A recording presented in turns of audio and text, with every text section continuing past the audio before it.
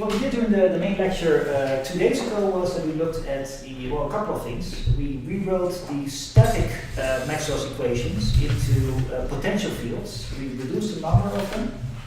We had 4 equations now, whereas we started with 8. We had introduced the concept of gauge invariance, which was very good news. Apparently you have mathematical freedom to make your physics easier. And we abused the gauge freedom to make sure that the 4 equations for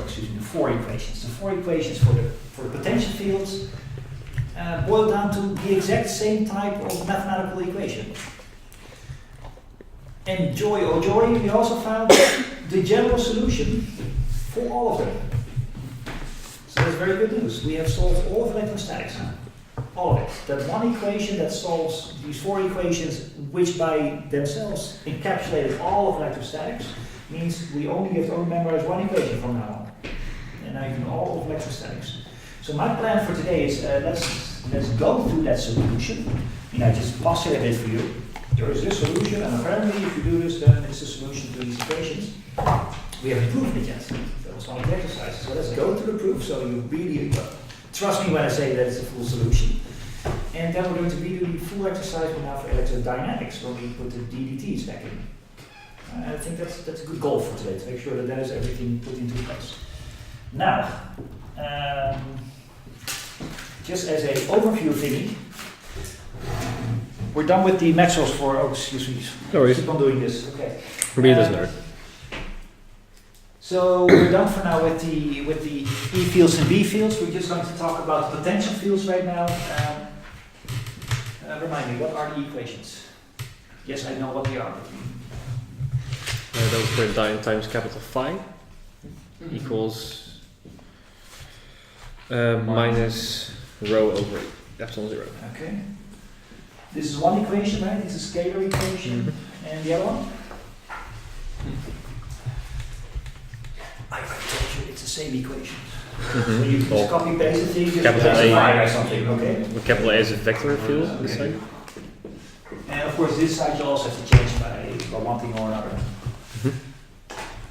It's very easy if you want to switch from electrics to magnetics, replace every epsilon by 1 over mu, and replace every I, or excuse by every rho by big J.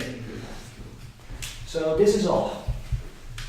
Now, maybe do a small hint back to electromagnetic fields.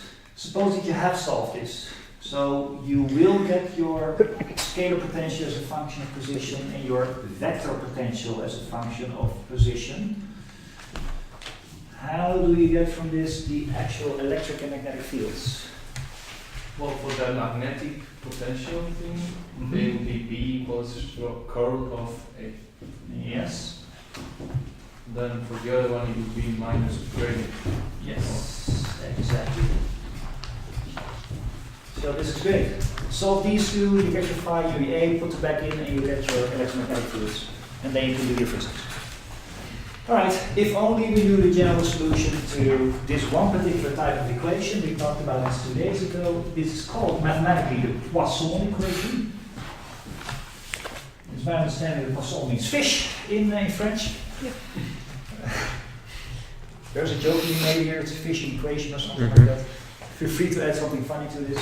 The Poisson equation is any equation that looks like this, where you take this thing, it's called the Laplacian, of a function, and it's equal to some source.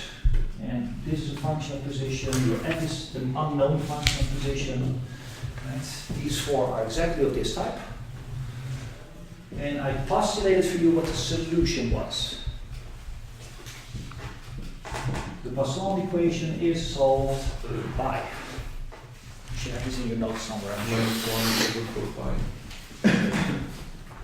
Integral from S over R over big R.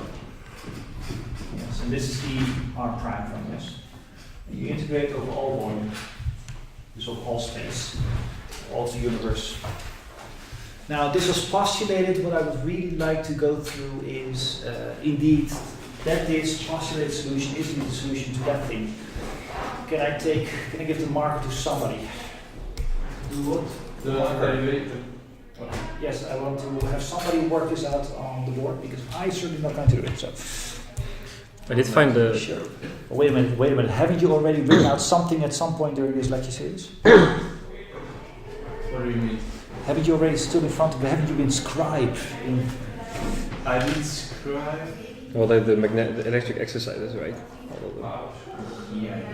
Okay, another question. Okay. So I also have something, but also. Okay, so we've had people who've already done this. We have also people who have not already done this. Involuntary volunteers. Please understand that you're going to do this with the full backup of 7, 8 very intelligent people. Not taking myself into account. Nobody really. Everybody shy.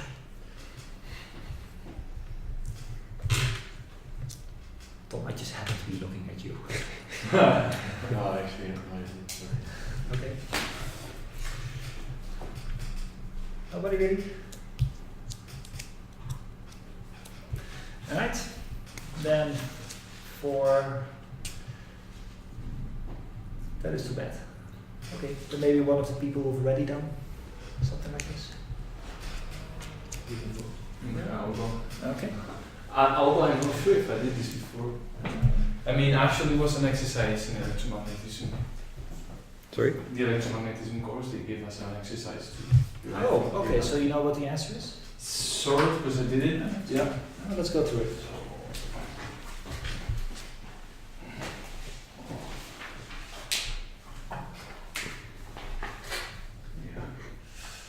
Okay, so it's just. Maybe it would be good just for recording purposes. Remind this is a fresh one. Okay. Full of ink with a nice bright color. Okay, so we just have to apply the Laplacian on both sides. That means, well, the constant is going to go out of the operation. So we're going to have this.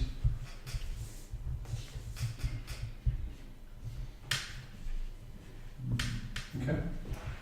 Then these we can split into 2 different operations. One is going to be the divergence, another one is going to be the gradient.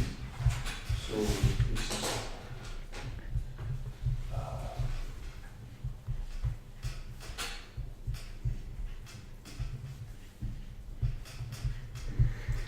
Be a yeah, this is going You're missing a the prime. prime here, right? Yes. Okay. So this is going to be a gradient and this is going to be a divergence.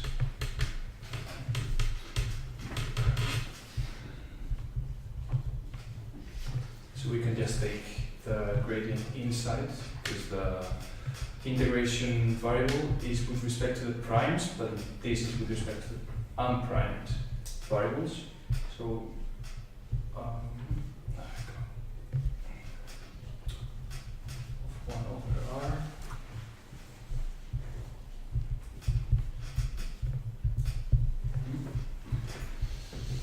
Actually, this I can say that it's going to be minus r divided by r squared. So the minus and the minus is going to drop out. Should it still be a dot between the nabla and the.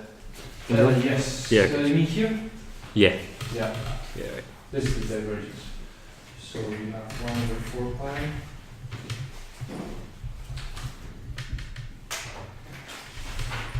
The divergence, you can, since you already have this solved, sort of, you can take this inside as well. So it's going to be r divided by r squared.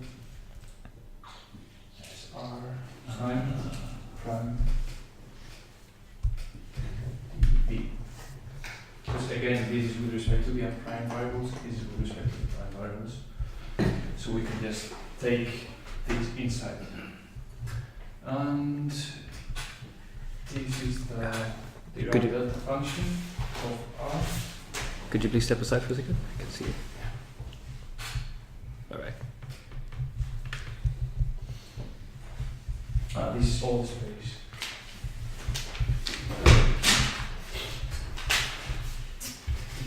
So what we have now is the source function here, the Dirac delta function, and this r can be rewritten as r minus r prime. Well, no, sorry, like that. I think, yeah, dv, and this is all the space again.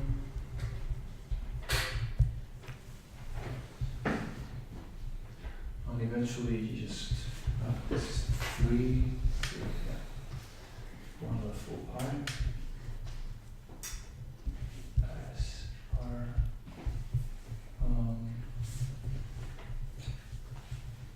pi. Yeah.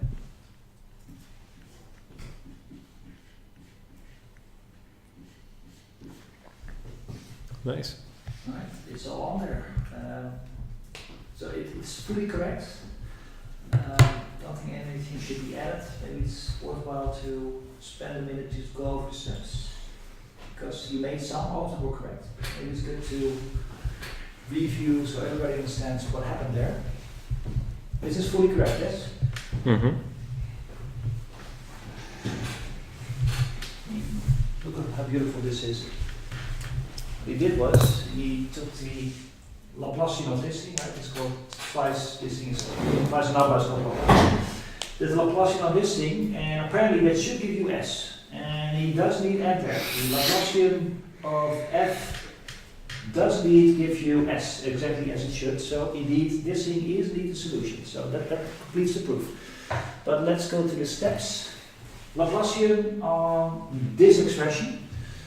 Laplacian, yes, a Laplacian on a scalar function is the same as if you were first taking the gradient and of the what you get up with is vector and you take then its divergence. That is what Laplacian is by definition. That's what he did. He said, well, let's first take the gradient of whatever is inside. He was allowed to take it inside because this derivative is with respect to the unprimed coordinates r. Well, this only depends on the prime coordinates, so this one doesn't feel Laplacian, the gradient in the first place. So the Laplacian that he, keep on using more words here, the gradient that he takes of this thing inside only works in this 1 over big R here. You can ignore this for now. That's what he does. This is why this one ends up here without being changed. The gradient of 1 over R, indeed, he calculated is r hat over r squared. Is it minus? There is a minus there. Yeah. There is a minus. Okay. That cancels this overall minus here. Okay. So he ends up, gradient is taken, he ends up with r hat over r squared. But of that thing, he still has to take the divergence. And that is an exercise that we solved last week. If you take the divergence of an r hat over r squared, that gives you 4 pi times the delta function. So that's this step that he does. Here, he says, well, look, this thing. Yeah, I think I skipped that 4 Yeah, it should have been a 4 pi here already. So, you didn't reinstall it here, but okay, but it should have been here, sure. All right, so he says divergence of this thing should give you 4 pi the delta function that we proved last week. That's what he writes here. Now you're in easy waters because you know exactly what a delta function does. It kills your integration and replaces all the rest of the integrand by whatever is necessary to make the argument of the delta function 0. So you're integrating over this variable, over this variable, yes. Now, the argument of the delta function is 0 when this variable equals r without the prime. Then the rules of the delta function say in that case, kill the integral, replace r primed with r, and then you end up here, the 4 pi's drop out, and you get s as a function of r without a prime, exactly as it should here. So, proof complete. We now know for the rest of eternity how to solve this. You don't even have to do it yourself. The solution is right here. Again, we've solved all of electrostatics now. So that's good. Any questions on this? I have a couple of comments to make. First of all, I very easily say you have the solution for all cases. That is true. But you still have to do the integral. This particular one for a case, right? Somebody gives you a charge density. Somebody gives you a rho, And then you know, oh, then I know what the scalar potential is. It's this expression with S replaced by rho. That's all correct, but you still have to do the integral. And that can really suck. And that could still suck. Oh, yes. Okay? Same thing with the current. Somebody has given you a vector current, J, and you want to use this Poisson equation to find the corresponding vector potential. That is just this expression with S replaced by the current J, but you still have to do the integral. And again, that might still suck, depending on how J was defined, what your situation was. So that's comment number one. And there's a second comment. And that's something you cannot really tell from this expression alone, but in order to get this expression, this solution with the Poisson equation, there is a methodology employed that is called Green's functions. It's project 6 of last year, for the people present who did that project, exactly one. We use the same type of trick. It's not quite the same, but it's similar for gravitational waves. And the method, the underlying mathematics is something that's called Green's functions. Now, you don't have to know exactly what Green's functions are, but I will say this. Green's function theory tells you that this is not the only solution to this differential equation.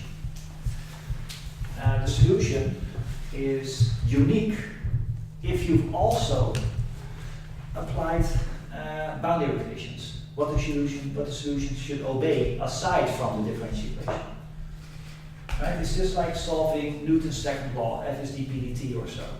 If somebody's told you what the F is, you get a solution, and you know from your classical mechanics that solution will at the very least contain two unknown numbers, integration constants. But you don't know what the values of these integration constants are. All of them are correct. It's not a unique solution that you will find. You can supply those two numbers with anything that you want. Typically in mechanics that will be the starting position and the starting velocity of the system that you're looking at. And the same thing holds here. The solution to this thing, this F that you're looking for, is not unique. The solution also depends on the boundary conditions. This particular solution has built-in particular boundary conditions, two of them. One of them is that whatever the solution is, this thing, it will go to 0 at infinity. So whatever the solution is, it will not exist if you're very far away from the source. Okay, you cannot tell from this expression, but the fact that it looks this way, and you know your Green's theory, tells you that this solution is only true under the condition that very far away from everything, your solution should go to 0. This boundary condition 1. Boundary condition 2 is that its spatial derivative will go to 0 at infinity. Now, if you are in the unlucky situation where you have some physics of which the fields will not go to 0 at infinity and or their derivatives will go to 0 at infinity, that doesn't mean that this thing has no solution. It just means this is not your solution. You will have to find some other thing. Now, you will rarely encounter situations like this, right? Because if you're looking at, I don't know, some star in the universe, or maybe a piece of current here, and typically you will expect your magnetic field to go to 0 very far away, and your electric field just as well. You should be a little bit more careful. Your vector potential you expect to go to 0. Your scalar potential you expect to go to 0 very far away from whatever is producing the thing. But in principle, you can have a situation where the thing does not go to 0 at infinity. Can you name an example? Some physical phenomenon of which the electric field or magnetic field will not go to 0 if you're infinitely far away from the thing. Just light? What about light? Because light can travel infinitely far away from us, but I agree, but light is neither current or charge. So it will not produce an electromagnetic. It is an electromagnetic field, but it will not produce one. yeah.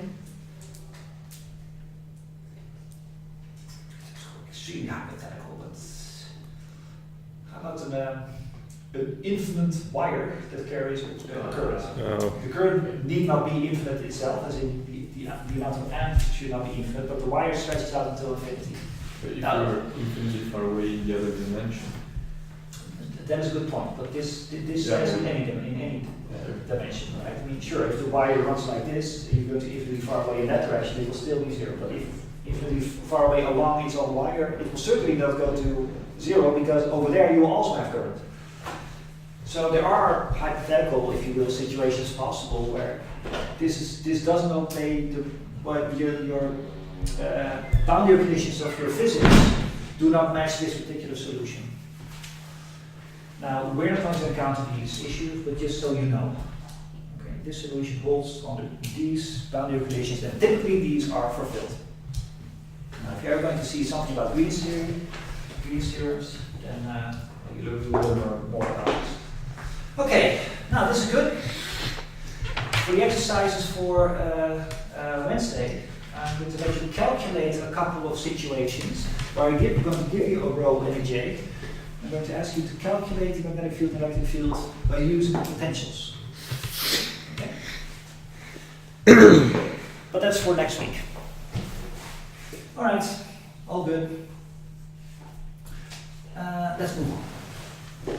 Our next big object of this week was see if we can redo the whole calculation of electric and magnetic fields in terms of potentials in case there are time derivatives present. Maybe it's good just for a second to remind ourselves how we got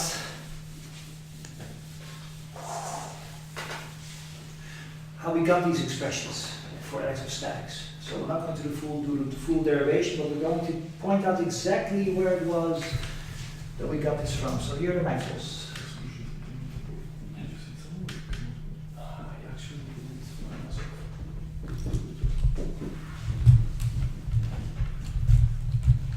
So these are the Maxwell's equations for statics.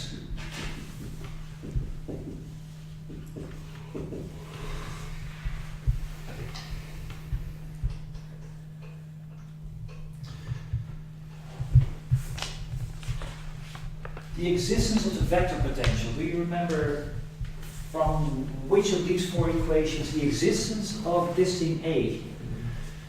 Which of the four Maxwell's equations forced us to conclude that that was possible? Second one. Yeah. Second one, right? Yeah. Because Divergence, yes. exactly. The fact that experiment tells us that magnetic fields have a zero divergence. We could use the mathematical law, this is a video of our calculation of 2 days ago, that the divergence of a curl is always zero from every vector field F. Now, since this is always zero for any magnetic field, that means, oh, then this B is apparently can be written as the curl of something else. This is how we got there. So from this mathematical fact, we found that the, this one here. This is the case of statics. Let's reinstate the dynamics. B, T, and there's a this one. Has anything changed as far as the vector potential is concerned? No. Nothing's changed. We got the existence of the vector potential from the second Maxwell law, but that one hasn't changed when I included the dynamics. So this still holds. This one is still correct even in dynamics. Good. Going back to statics. This is zero, that is zero. Zero, yes.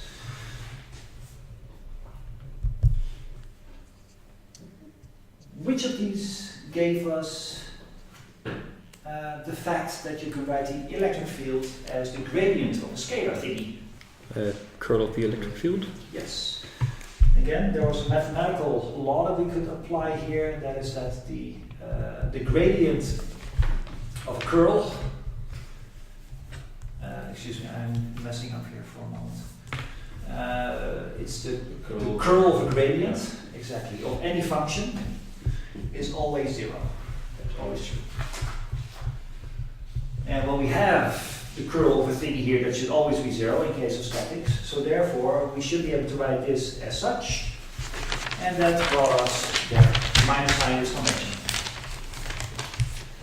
This was 2 days ago. Now we're going to again put back the dynamics.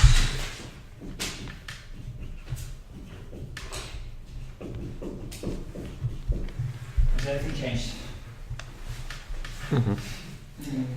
Okay. So since Maxwell's third law doesn't apply anymore, then that means that this one does not apply anymore. So you know you cannot write the electric field as the gradient of the scalar function now. So magnetic fields still the same rule, electric fields not so much. Let's go through the exercises.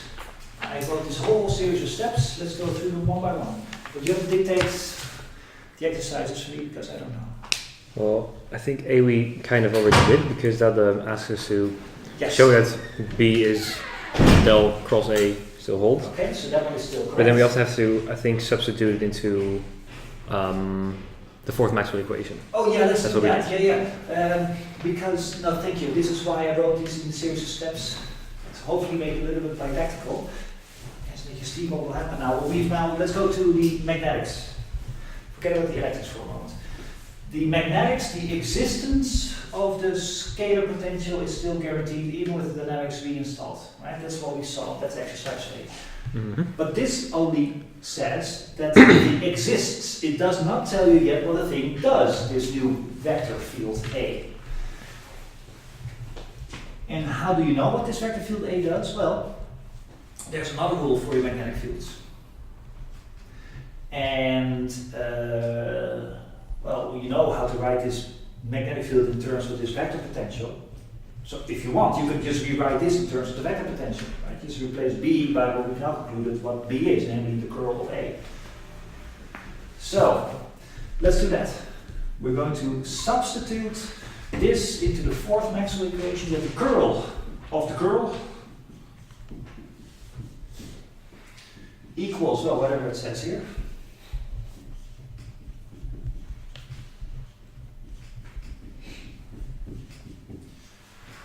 Okay, so that's what the A field does. I'm pretty sure I wrote down as an exercise simplified or something like that, the curl of a curl. Do I say that someplace? Yeah, the first exercise. I think we have to prove it Oh, yes. in the first mathematical That was the first exercise. mathematical exercise. Okay, so tell me what it is. It is the divergence of the. It's the gradient of the divergence. Yes, of- excuse me. Yes, the gradient of the divergence. This goes with no minus sign. That's true. No minus. The gradient, so no dots of this. This is a vector. Yes, you see this. This thing is a vector. This is a scalar, and the gradient makes it a vector again. Minus the Laplacian of A. Right. This is the one that will ultimately give us this one. Okay, and of course equals such and such.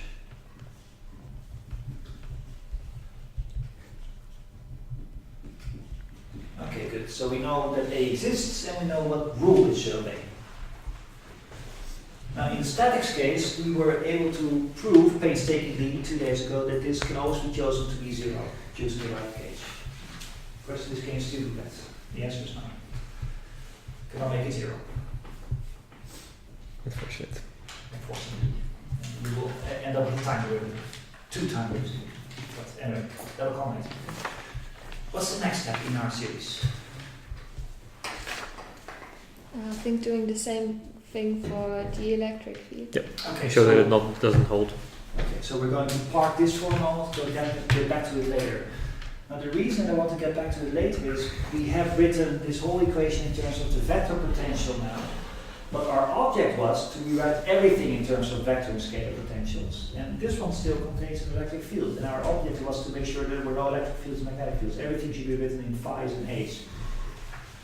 Well, there's still an E, an electric field, and yeah, we cannot get rid of this as long as we don't know how to write the electric field in terms of scalar thingies and vector thingies. Right? That was the whole thing. Just a second ago we saw that because this is not 0 anymore, you cannot write the electric field as minus the gradient of the scalar potential. And therefore we have no idea as of yet how to rewrite this in terms of scalar and vector potentials. It might even be that's not possible at all. It is, but right now, and right now we haven't proven it yet. So there's nothing we can do with this equation to get rid of the e, because we haven't figured out how e itself should be written as phi's and a's. So we're going to park this, get back to it in a second. Okay, we had already concluded that the fact that this is not zero anymore means that this one does not hold. So I'm sure that the next question will bring us one step further. I don't know the series of steps by heart. Yeah, I know how to do it, but I don't know how I wrote it down. You mean question B? I guess, yeah. Yes. Well, this basically we should show that the scalar potential doesn't hold for the non-static case anymore. Okay, that's what we've done, right? Yeah, we already did that. And then we have to show that the electric field must be written as minus the gradient of the scalar field minus the time derivative of the vector field. Alright, so this is now the point. That E is a suggestion that I do, is say, well, you know what, maybe you can still write it just instead of as minus the gradient of a scalar potential, but maybe on top of that you will have to subtract the derivative, the time derivative of the vector potential. Time derivative, yes? Yeah. Yep. Okay. So this is a proposal. So maybe it's still basic Maxwell's equations if only we replace E field by this now. But the question is to prove that that is the case. Now, suggestion please. Well, sorry. No, go ahead. Always a gentleman, yes. thank you so much. Well, in the previous point, I proved that it, like if we don't add the time derivative, it doesn't work. I proved by plugging the expression for the E field into the cross product of nabla and E, and then I showed that the result would be 0, which is not what we are looking for. But then I showed that if we substitute this expression into the cross product, yeah, exactly, then it's going to work out because we are going to get a time derivative that is the time derivative of the B field. We're going to get the time derivative of nabla cross A, which is the B field. Yes, yeah, that's completely right. That is certainly one of the ways.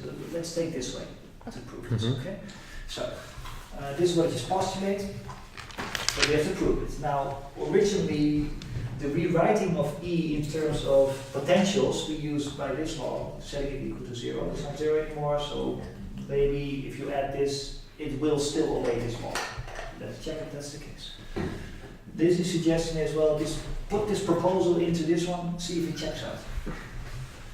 And you can already see that it will, because you have to take the curl of E, but according to our proposal, the curl of E is the curl of the gradient of phi, Which is 0. which is 0, which is, yes, as a mathematical fact, that's always 0.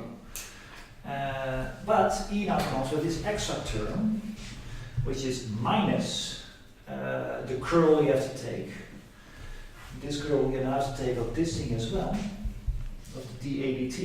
Yeah. And now we can take the ddt in front because the curl is not with respect to time, so we can just Yes. take it into the time Indeed, derivative. these are just three spatial derivatives in a very particular combination. Time derivative and spatial derivatives do not feel each other, you can just easily swap them around. So swap around these two derivatives, and now you have in between brackets here the curl of A. But we had already seen that even in the dynamical case, the curl of A is indeed the B field. That one was still upheld. So, in other words, this is still B, and you end up with minus dB dt, and that's indeed what it should be. Mhm. So, extremely good news. We have found a way to write our electric field in terms of a scalar potential, but now also in terms of a vector potential. So apparently this is a price that you're paying for the fact that things are dynamical now. It feels correct, right? You add something dynamical, then your potentials also have a dynamical part to it. Great. Good. So, minus dA dt, and we should be fine.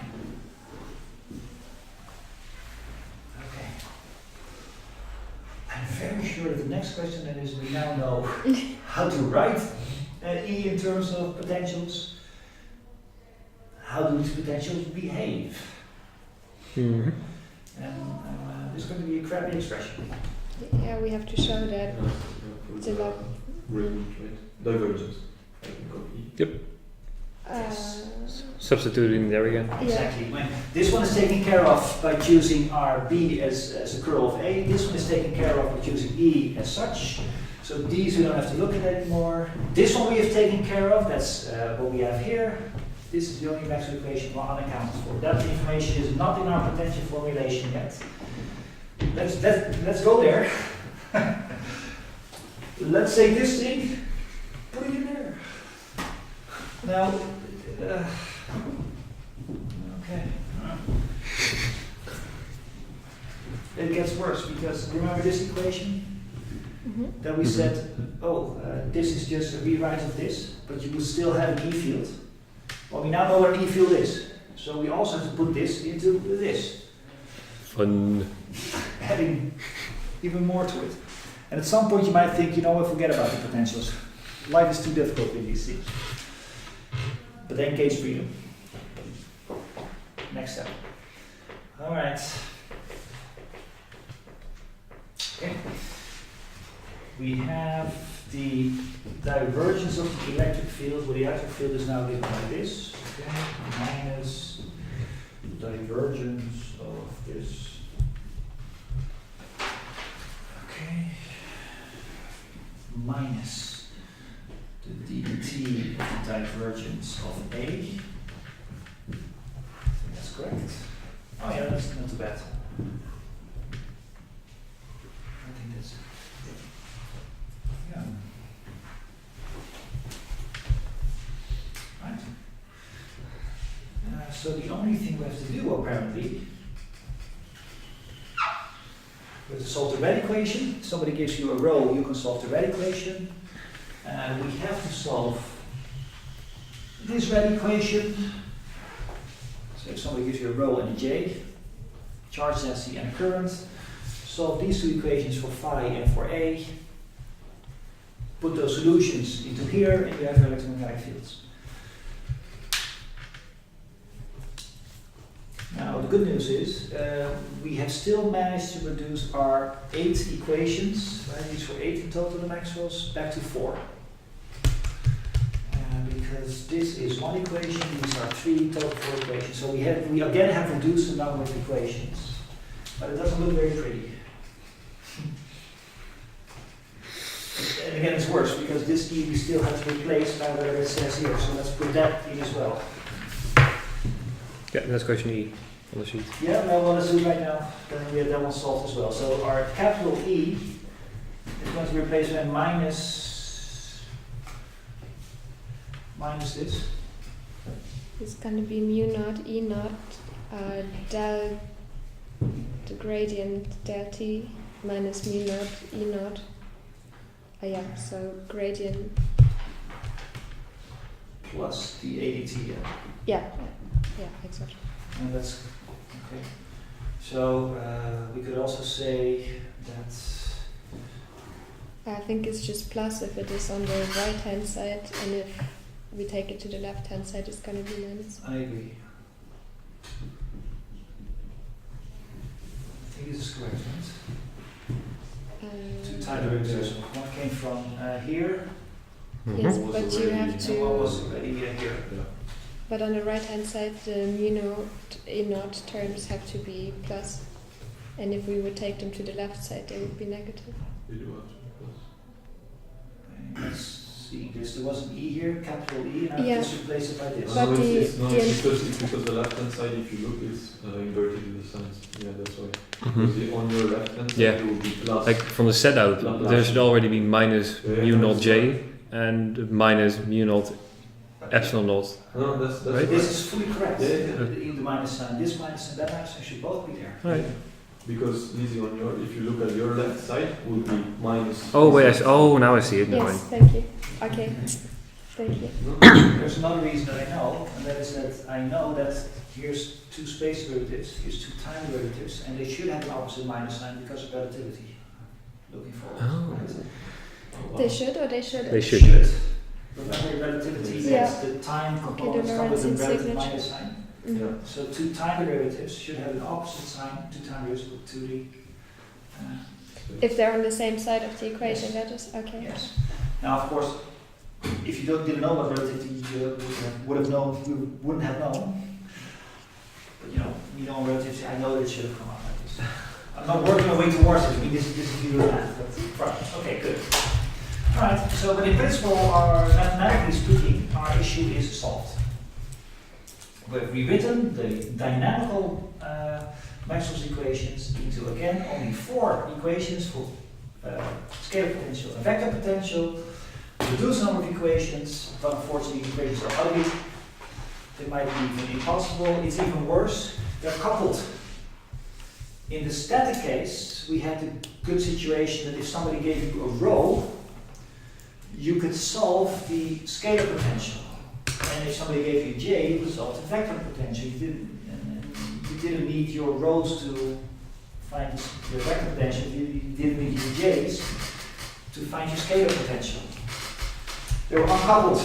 They had 2 equations and they had nothing to do with each other. One you can solve separately from the other. Not so much here. If you want to solve this equation for phi, your scalar potential, somebody doesn't just need to supply it with your rho, you also have to know in advance what capital A is, your vector potential. So you say, okay, so I need to have the vector potential, otherwise I cannot solve my scalar potential. So how am I going to hope to get the vector potential? Well, let's try to get it from this equation. Oh, but unfortunately this one requires you to have already known the rho. There's some circular reasoning there, right? In order to solve for rho, you need A, and if you, in order to solve for phi, you need A, in order to solve for A, you need phi. And that means you cannot solve each of these equations individually, you have to solve them, both of them at once. And that makes life extremely difficult, mathematically speaking. So you might, at this point, say, you know what, forget our potentials. Life is too hard. Now, we're going to have a break, but after the break, let me tell you, what we're going to do. We're going to exploit, again, this concept of gauge freedom. You can tinker with your A's and with your phi's without changing the resulting electromagnetic fields and magnetic fields. And because we have this freedom, we're going to see that all kinds of terms are going to drop out. And you're going to not only be left with 2 equations that are much simpler, they're also going to be yet again uncoupled. So you can solve them individually again. That's the power of mathematics. Or gauges. All good so far? Mm-hmm. Then let's have a break. Mm-hmm. Let's get to work. Yeah. It's 20 minutes, is that correct? No. We have till 3:30. Okay. We have 50 minutes. Okay, then we should be fine. What's the next step? Proving the gauge freedom. Mm-hmm. Oh yeah. So what is the gauge freedom?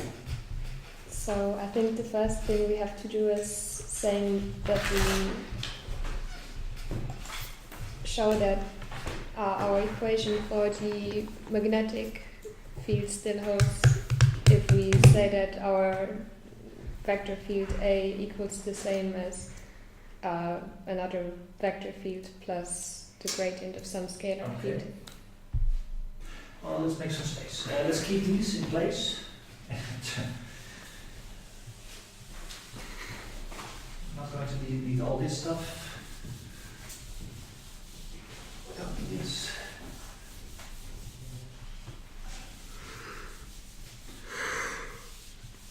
Okay. This should be fine. Right. Sorry, this one more time. Yeah. So what I did is I just took again the expression for the magnetic field, which is B equals cross A. Yes.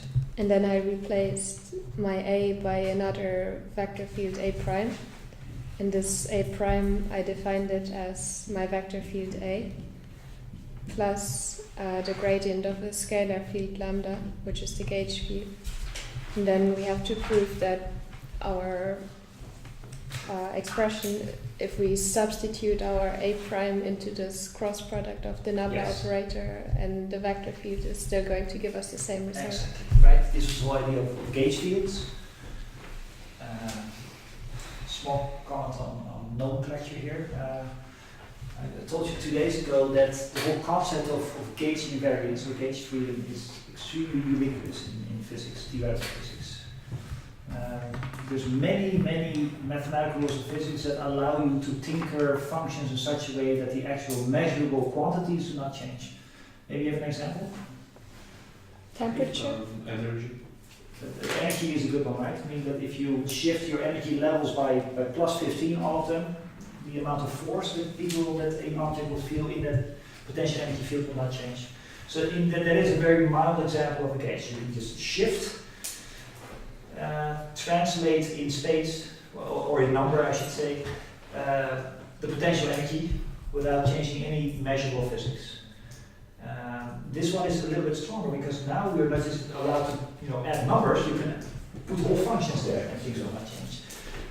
Sorry, this is temperature? Yeah, because basically I think 1 unit of Celsius is the same absolutely as 1 unit of Kelvin. It's just that the two scales are shifted by 273 degrees. Yes. So isn't this like placing a gauge onto how we define our zero temperature? It's I understand, but it's and it is gauge-ish, but a gauge should hold. I mean, what you're talking about now is that you can shift unit systems around, Yeah. and a gauge is a little bit of a more stringent condition. That if you even within a fixed unit system, you're not allowed to switch from Celsius to Kelvin, for instance. Mhm. You stay within Celsius. Are you then allowed to shift something around the temperature without changing measurable physics? No, because then if you change the temperature, you're also changing pressure and the velocity at which the particles move and Yes. everything. So in this case, that would not work. Yeah. Just to be sure, when I say measurable physics does not change, it's good that we talk about this one. If I have a vessel here and a cup of tea or something like that, and it's 80 degrees Celsius or so. Yes, it is of course true that if I decide to switch to the Fahrenheit scale, the temperature of the thing itself has not changed. Agreed?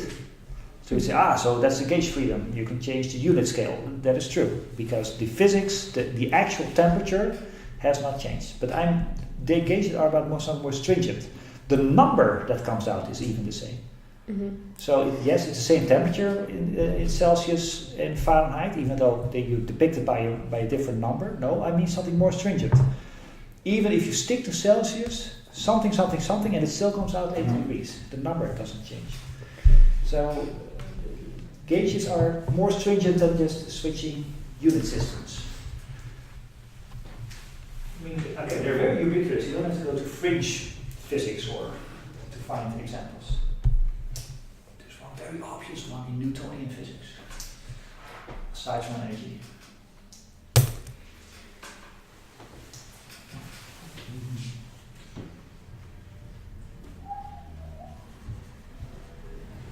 Newton's second law. Is there something I can do to this thing without changing the law itself? Do you find the initial velocity? Multiply? No, I said changing the initial velocity of the system. Because that would be the A is the Within your- derivative of the velocity, right? So if you add constants, you don't. Okay. So you're saying something like this. So what if you would take your velocity and you would go to a different coordinate system? A coordinate system in which something that used to go with 15 meters per second now goes with 25 meters per second. The thing itself still moves, right? It's a car or something like that. It's just that you describe it from a different coordinate system. In the new coordinate system, your v has changed into another v.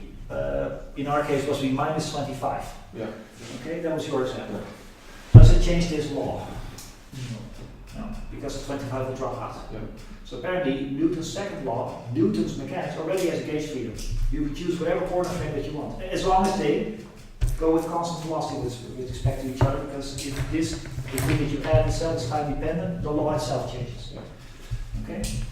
The people done relativity, inertial frames. So So that was already in Newtonian physics. Now, so that means there is a gauge freedom in Newtonian physics. You can do whatever you want to your coordinate system as long as you shift them by constant velocities without changing the laws themselves. So Newtonian physics comes with the gauge freedom. Now, unfortunately, this is not one that makes life simpler. Like in our case, they exploit it in such a way that mathematics becomes easier. More examples, maybe? Yeah, I want to dwell a little bit on the gauge freedom. I think it's important that you know. I think a simple case of potential energy, when you drop something from the tower, then it's easier to make the bottom where it hits the floor, or to make that zero. Yeah, absolutely, yes. That is true, right? The gauge freedom, nobody uses that word in that context, but it is a gauge freedom. The gauge freedom that you can choose to zero level of your potential energy could make life easier. You say, you know what, I'm going to choose the ground floor as the zero amount of potential energy. You don't have to, but it does make life easy because all of a sudden all kinds of terms become zero in your equations. Yeah. That's good, yeah.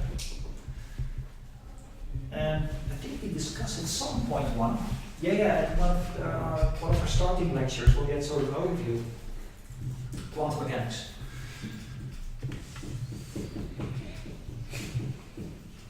Oh yeah, the phase factor e to di theta. If you would replace your Schrödinger function by this new thing, and you would have it like this. Yes, your solution changed, you get a complex phase. But the thing that you measure is this thing. Squared. And if you would modulo square this thing, it would be this. Which is the same as this. This is modulus 1. So there you go. Apparently I'm free to replace my Schrödinger solution by the original Schrödinger solution times the complex exponential. But my measure thingy, the modulus squared, will still give you the same. You will get the same measurable outcomes. That's a gauge freedom. Many, many more. And this was Lizzie's suggestion. Let's go back to our example. Oh, the most beautiful gauge freedom of all. General relativity. You can go to whatever coordinate system that you want. Your laws of physics do not care. So there's a case in general relativity. You can shift coordinate frames. No matter how you want to do it, you'll always end up with the same physics. Beautiful. Anyway. Because acceleration is already embedded, right? Yes. So it compensates for the acceleration by the curvature of space-time. So, anyway. So, there are multiple people here who did. I mean, you did general relativity, you didn't. And Philip, you did as well. There we go. Okay. So how do these people know what I'm talking We've about? also used some really weird coordinate systems during one of the projects. Those tortoise coordinates, does it count as well? The tortoise coordinates, yeah, but Does the it count? size on snack, yeah. Yes, size of man snag.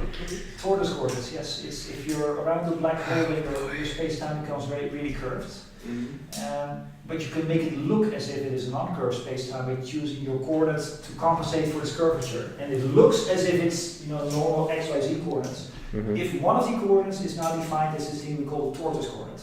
In real life, it just has absorbed all the crappy curvature part. But mathematically, it looks as if it's. Is it also a gauge transformation, or is it not really the same?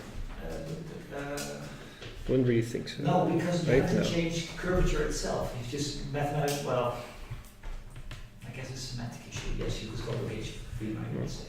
Anyway, and then Ryan, it was project 6 last year. Ryan said, if you do this, then you end up with a thingy here mathematically, and we call that the Stuyvesant snack. Because we have a series of steps that will get us to the right answer, except for Ryan who pointed out there was mathematically something wrong there. The Stuyvesant snack. You solved it, right? I solved it, yes, but it was after the project. So, okay, so so this was Lizzie's suggestion. If we want our nature to come out the same, in this case our measurable thingy, that's the magnetic field, to come out the same, we have to check whether you are indeed allowed to add to your vector potential the gradient of any function and still get the same magnetic field. If so, gauge freedom. And her suggestion was, well, let's try it. And so let's call this B primed. The magnetic field you would get if you would have substituted your A primed vector potential. Well, that by definition is the curl of the A-prime vector potential. But the A-prime vector potential is given by the original vector potential plus this extra thingy. The curl has the property that it's linear, so it is applied to each term separately. Curl. This thing is what we call B. This is what the magnetic field you would have gotten if you would have used the unprimed vector potential. This thing is always zero for mathematical reasons, no physics involved. So apparently, taking the primed vector potential will give you the same magnetic field as the unprimed vector potential. So this is a gauge freedom. You're free to do this. And it's stronger if you don't just shifting energy levels around. It could be a complete function you can add. It doesn't change anything. Good. Now we already had this one in statics. Question, what will happen now? Yeah, then we should show that it doesn't work out if we just take this gauge and put it into the electric field equation. This one. Yeah, the one for the A. Yes. Exactly. So, okay, we've seen that the magnetic field stays the same. Let's calculate the E prime. The electric field you would have gotten if you would have used this gauge shifted vector potential. Mm-hmm. And you will have to show that, unfortunately, that does matter. Not in the static case, because in the static case, the electric field didn't care about about vector potentials. Now it does. So let's see what happens. But you can really see that something will happen. Because you would still get this minus dA primed dt. dA, just substituting everything that I know, will give you the original dA, and then there is a minus d dt lambda. Get this? This part, all of it, is what you would have gotten if you had not shifted your vector potential around. This is the electric field using the other one, and unfortunately, hey, look, the electric field does come out different. It comes out like the original one plus extra. And so that means it's not a gauge freedom. You get different physics out. So this one works for magnetic fields, it does not work for the electric fields. Well, that sucks. But then, luckily, Yes. then luckily we were suggested an alternative form for our scalar vector, for our scalar potential, which is phi prime equals phi minus d lambda dt. Okay, so this it's a suggestion. Yes, and with this suggestion, everything should work out again. Okay. So here's a suggestion. Okay, you're still allowed to add the gradient of a random scalar function to your vector potential. Yes, the magnetic field does not change. Your electric field does, but you can compensate that by also subtracting the time derivative of this gauge field. So this doesn't work. You lose your gauge freedom, but if you would add this, then your gauge freedom is retained, restored. Let's check.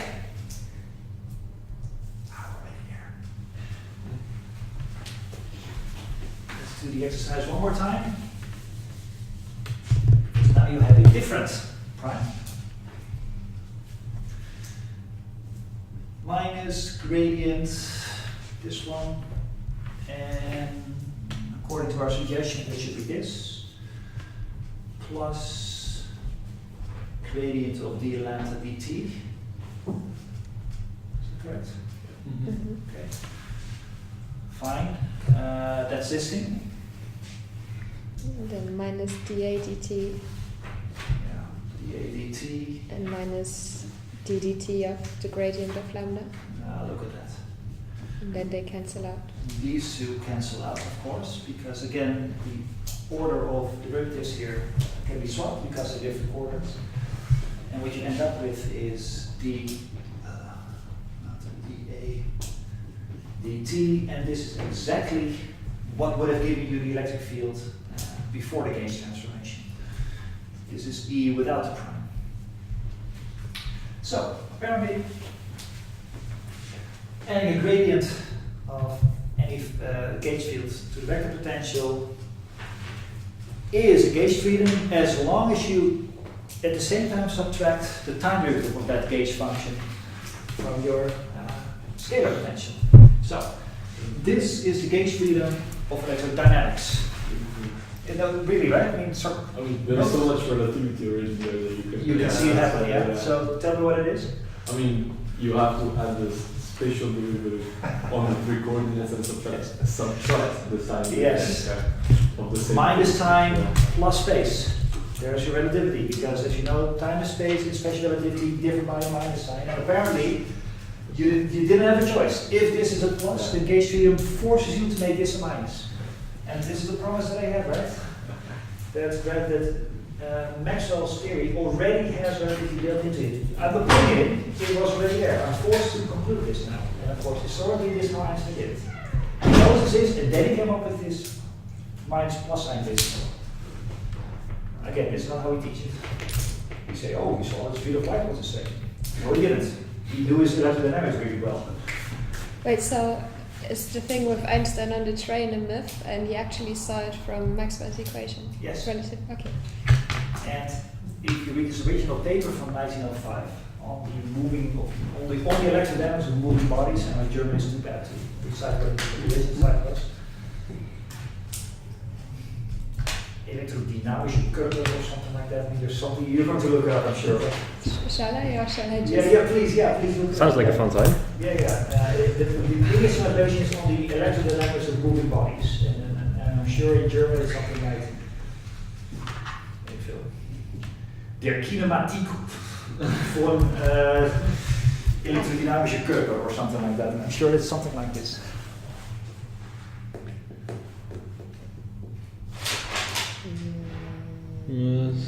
Maybe if you just type in the English title of the article and then maybe. Einstein, what is the English title? On the electrodynamics of moving bodies. Yes, there it is. This is the English translation Okay. by Albert Einstein, 30th of June 1905. Deutsch. Why is it not a joke?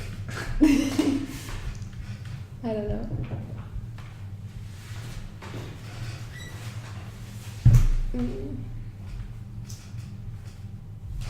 Maybe something. We should be able to find this. I'll tell you if I find it. Okay, so anyway, now this is how he found it. And in his article in 1905, he first explains this, and then he says, by the way, to envision this, you can say, well, look, when a train does so and so, but then to him was just an illustration of the electrodynamics point.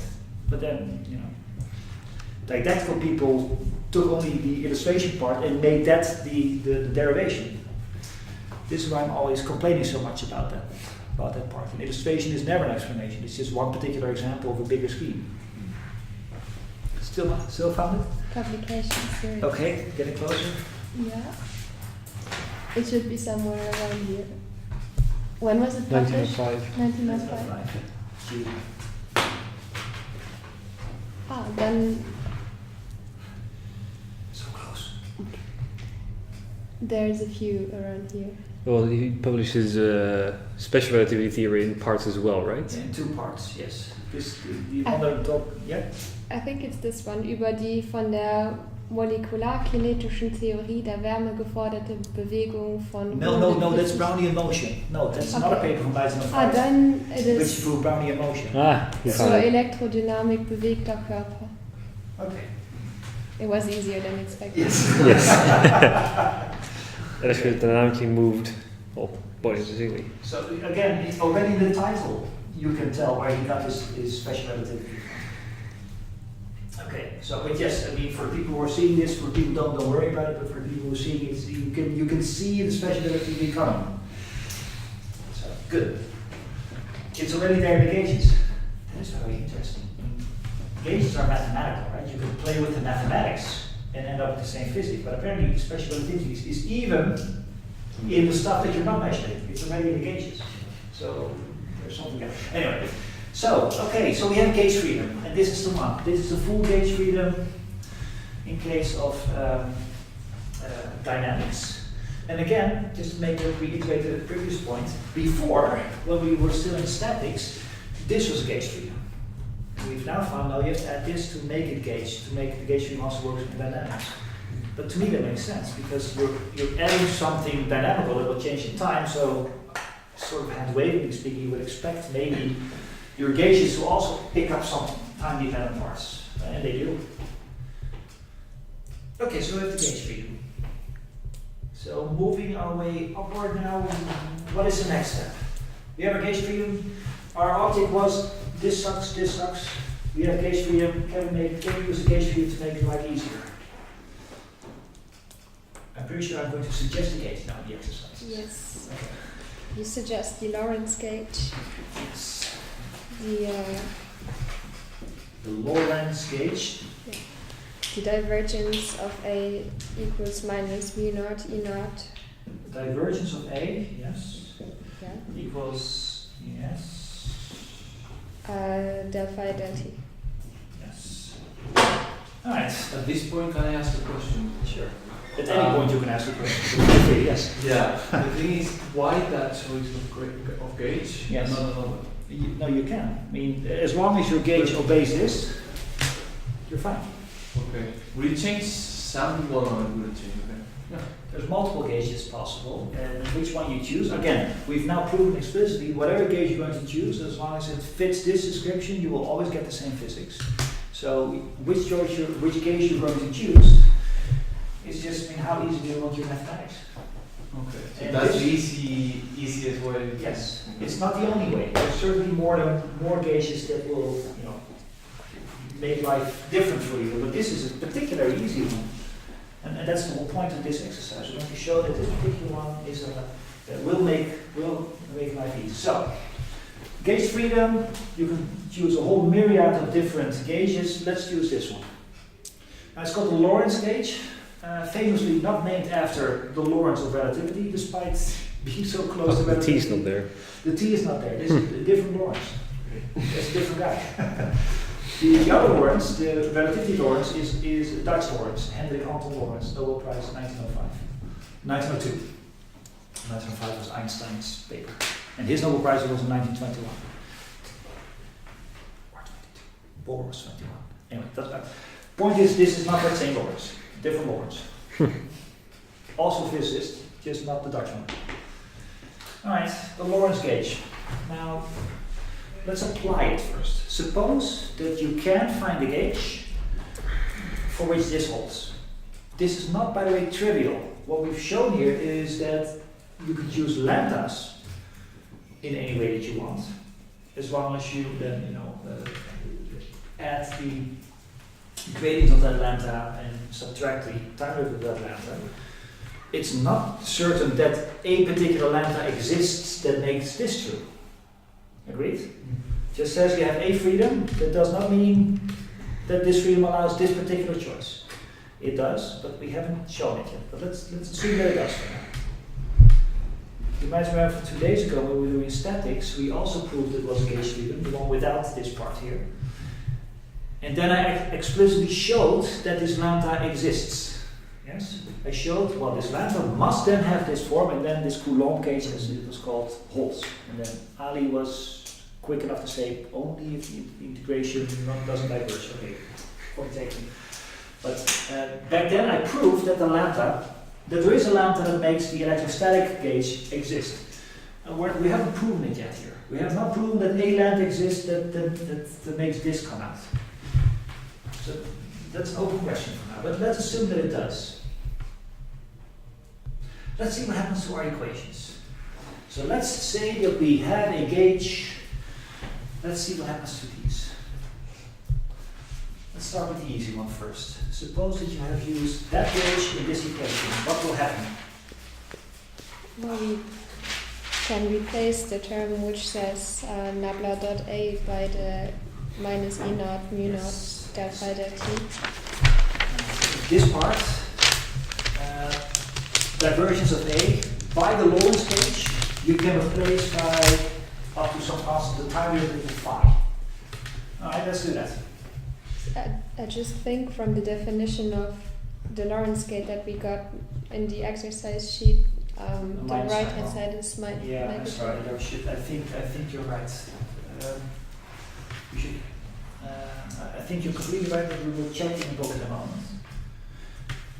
So, but if that is the case, then this becomes a plus. You have the ddt of the divergence of A, but the divergence of A is minus this whole thing. So I end up with plus the ddt, this ddt, and then this ddt, which gives you two dt's.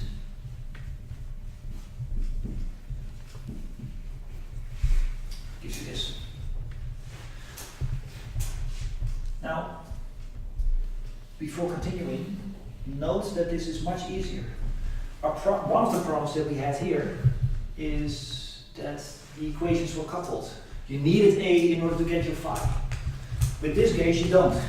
All A's have dropped out. That means you can solve this one independently from your A's. Mathematically makes it much easier. Alright. Now, let's continue. This thing, epsilon 0 mu 0, 1 over c squared. is 1 over c squared. Just numerically. Oh, Yeah, for the people who. hey, So this is 1 over c squared. D'Alembert. You Right. got Lagrangian. Ooh, that's really cool. So what I have here now is the 1 over c squared d two time derivatives of this phi that I'm looking for, minus the gradient and then divergence is in its totality a Laplacian. So this is Laplacian of phi, and then all of this equals this thing. And this is just a rewrite of that. More final piece of notation, because you might very frequently encounter this in your literature. This particular combination, where you first take two time derivatives and then subtract two space derivatives, is D'Alembertian. yeah, it has a name of its own. Is the c squared already in there as well, or is that something that is a Yeah. consequence Yes. of It comes with it. our Yes. equation? So it's in here. In the definition of the D'Alembert. Yes. Mm-hmm. But again, to us these are usually one, so might as well say it's not in there. Just to be puristic. This part comes with its own little notation.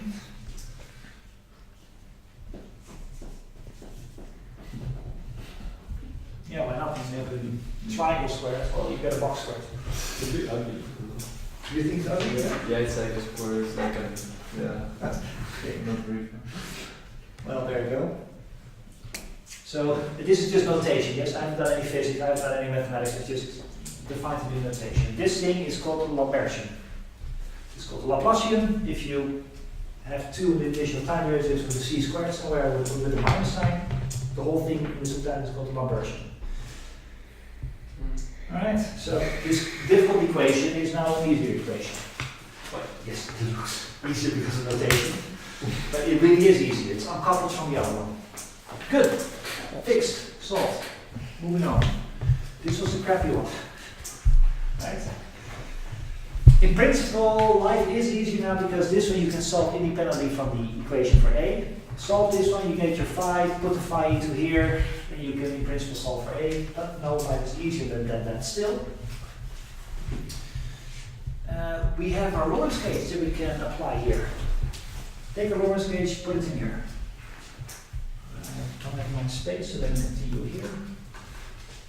Okay, you tell me. Yeah, so we can just Yeah, this is mine. sub the definition in the very first term. Yes, here's a divergence of A, but by our Lorentz gauge, that itself is minus the time derivative of phi. Then this will give you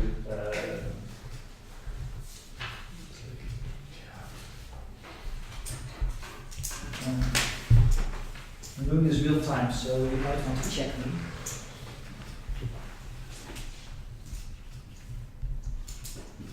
Okay, so this one by the Lorentz case has become this. This is just the same. Equality sign mu j a this thing. Yes. No, I think that's it, right? And then the mu naught e naught delta t of the gradient of phi cancels out these two terms. Exactly. Look. Drop out. And that again is good news, because whatever it remains does not depend on phi anymore. You can solve this one without knowing your phi's. And here, let's see what we have here. We have, again, this is 1 over c squared. So I get 1 over c squared ddt squared of this a. That's this one. From the other side, I get, I'm confused now, I have a minus sign issue.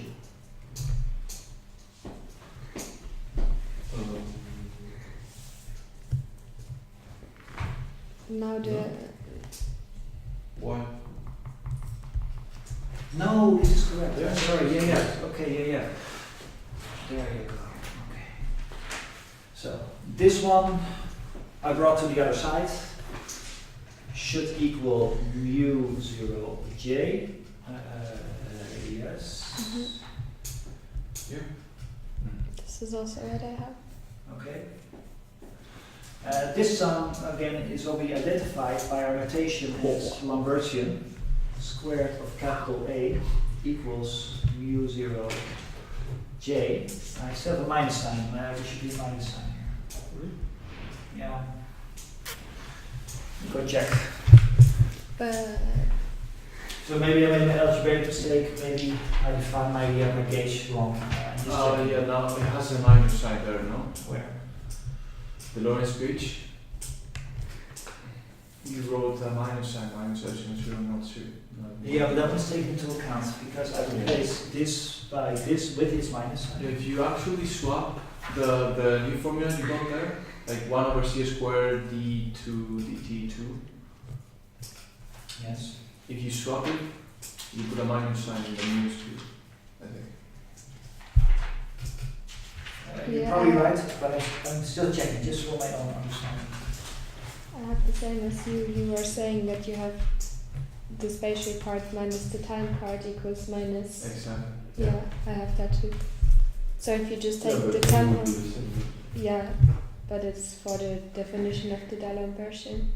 It's just plus Oh, minus. it's the other way around. Yeah, Yeah, I'm checking this for a moment. it's just semantics. Yeah. So the methodology is completely correct. I just messed up a minus sign somewhere, and I'm just checking where it was. Just give me a second.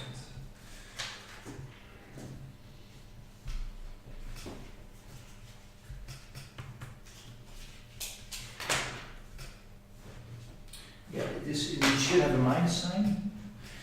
And the Lambertian. Oh, okay. I'm sorry, guys. I define my Lambertian with the opposite sign. So, the Lambertian is defined in opposite sign. You start with the spatial derivatives and you subtract the time derivatives. This is why I had a minus sign wrong here. But it does mean that. Yeah, there's a minus sign missing there. I mean, Tell me, there's yeah. a switch. Okay, but So you've put in a minus that appears out of nowhere on the right side of the equation. you are completely right. No, you're completely right. When I went from here to here, I made an algebraic minus sign mistake. Okay, so up to this point it's all correct. It's only when I got here. No, it's fine. This is fine the way it is, isn't it? I mean, if the Lambertian is the other way around. Yeah, no, that's what I mean. I defined when I verbally mentioned what the Lambertian was, I said it wrong. Yeah. The way that I wrote it down is completely fine. The Lambertian, again, just for all confusion, But then it should be plus as well. no, because if the Lambertian is If Lambertian- this thing Yeah, minus the time derivative, then Oh, you need to swap. okay. So there's a minus that appears just before the last step. Oh, you're right. Yeah, you're right. This is correct. Yes. And I went from here to here, and And for you some added reason the your minus. minus sign that Yes. should have. Okay, so it was an algebraic mistake of Yes. mine. I'm sorry, or a copying mistake from here to here. Minus sign from from brain farts came from somewhere. Nothing to do with physics, nothing with definitions, nothing to do with gauges. Just me being stupid copying. Okay. Then yes. Then the Laplacian definition is the Laplacian plus minus two time derivatives. That's what I wrote here, and therefore this comes with minus sign. Now it's fine. Sorry, And guys. the new zero j should also come with the minus sign, right? Yes, it says here. Good. Okay, good. That is a very nice symmetric looking No, thing. absolutely. Look at this. That is amazing. I mean, we are in a beautiful situation that not only have we uncoupled the two equations. Well, let's go through the whole thing. We've written our 8 equations, Maxwell's, into 4 equations. We saw what the gauge freedom was. We exploited the gauge freedom to uncouple these 2 equations for the vector potential and scalar potential. And not only are they uncoupled, you can solve them individually from each other, they're also the exact same differential equation. So it brings us in the same situation as we were in statics, that since we now have 4 times 1, 2, 3, 4 times the same equation, you only need one particular solution to solve all of them. Now it's not the Poisson equation, it's the Laplace equation. So if only, running out of time and out of board space, but if only we knew generally, for any general function, be careful now, it's now a function of time and space, right? If our sources depend on time and space, our fields depend on time and space, the solution is going to depend on time and space. If only we knew for any situation what the solution was to this one, we would be fine. So Do we? what is the general solution to that equation? I think I left that one as an open question. Maybe Mhm. it was, okay. Maybe somebody went into literature, tried their own little tricks. Maybe Jacob has used it because in relativistic quantum mechanics you encounter this type of equation as well. So I tried to solve it by separation of variables by saying that it's only possible for our differential equation to hold if the spatial part and the temporal part are the same and constant, Okay. because otherwise this nabla squared minus time derivative squared of something couldn't equal 0. Of course. So you're using, again, I'm sure you've seen it at the very least in one of Jacob's courses, that Yeah. separation of variables, typically you use it in the Schrödinger equation, you say the Exactly. r-dependent part and the theta and phi-dependent part for radial potentials in quantum mechanics. Exactly. It gives you spherical harmonics Yep. for the theta phi part. Exactly, and here we have this nabla squared part which has to equal a constant. And for the constants, I went to look at the Maxwell's equation, which says that the divergence of the vector field equals minus rho over epsilon naught. And then I took the constant rho over epsilon naught and I used it as the solution function, which is inputted into the Poisson equation that we saw in the very first, The Poisson, yes. the Poisson solution. And then we get a solution for a scalar potential lambda. Okay. I'm parsing what you're saying. You have a solution, is what I'm hearing from separation Yeah, I variables. think one solution to one of the separated variables, but I'm not sure if it is entirely correct the way that I solved it. Well, you can always check. I mean, you have both solutions, put it back into the equation, see if it works. Yeah. But that was one of the two, the separation variables. Yeah, and then for the other one, I didn't really know what to do because then I still had the double time derivative, and there I wasn't sure whether the right hand side would be a constant or 0, because if it would be 0, the solution would be different than if it would be constant, so I didn't know what to do about that. Okay. Because if it would be 0, I think then the solution would have to be something linear-ish, that's just plane, I guess, because the Laplace needs to be 0. And if it is constant, it could also be something like e to the power and then times time. But then it would explode if time would go to infinity, so I don't think that is an actual solution. Yeah. So it's sort of half solved, quite literally, or one half of the equation is solved. It's one not the other one. Yeah, the spatial part is solved, the time part is not. Yeah. Okay. And remember, there's not just one solution, depending on boundary conditions, you have multiple solutions. So then, after you've checked what your T solution is, your time-dependent solution, you also check what its boundary conditions are. And then the sum and the product of all of these also have to hold a... Yes. So, yeah, I mean, sure. Well, no, that you've checked. I mean, the fact that you've done separation of variables means that by construction, the product of your time-dependent and your spatial-dependent part, the product should solve the whole thing. Right? I mean, that's what you implicitly put in to separate them in the first place. So Okay. that part should be okay. But it's a boundary condition thing. Even if you have mathematically a solution, isn't it, of all the possible solutions, is it the one that you want physically? I mean, for instance, if you go to infinity, spatial infinity, there could be a mathematical solution that itself becomes infinity over there, which is mathematically correct, but it's probably not what you want physically, because magnetic fields and electric fields do not go to infinity if you're far away from the source. So it might be that you will find a solution at some point. The question is, does it obey your boundary conditions? So it's quite an exercise to solve this one. It is solved though. And I'm now just plain decided not going to give you what it is. I want you to think about it for a bit more. Or maybe go into literature. You will certainly going to find it if you know where to look. How's it called? Laplace. Well, Oh, you already said it before as well. multiple books on differential equations will tell you what the solution is. And I do think you should look it up or maybe try to But even on general differential equations, because this one is really Well, specific, right? It's Yes. time and space. Yes, but it happens. But this one you account quite frequently. It's a partial one as well, right? Yes, because Okay, it's two I get it. partial derivatives. Yeah, like many differential equation books only go for ordinary ones. Yes, so you need a somewhat more advanced book. Yep. But in the dying minutes of today, I will tell you this. Just to make the connection to relativity already somewhat, you can see that on the horizon.